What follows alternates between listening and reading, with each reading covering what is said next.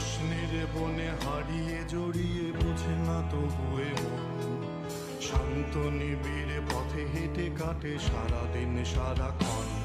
শূন্যের পরে খুঁজেছি তোমায় অসীমের পথে তুমি হও বলে সবে প্রাণ দিয়েছিল সবে অনুগামী তুমি আভাস হয়ে আসা হতাশা মুখের হাসি কত আদরে ভালোবেসেছি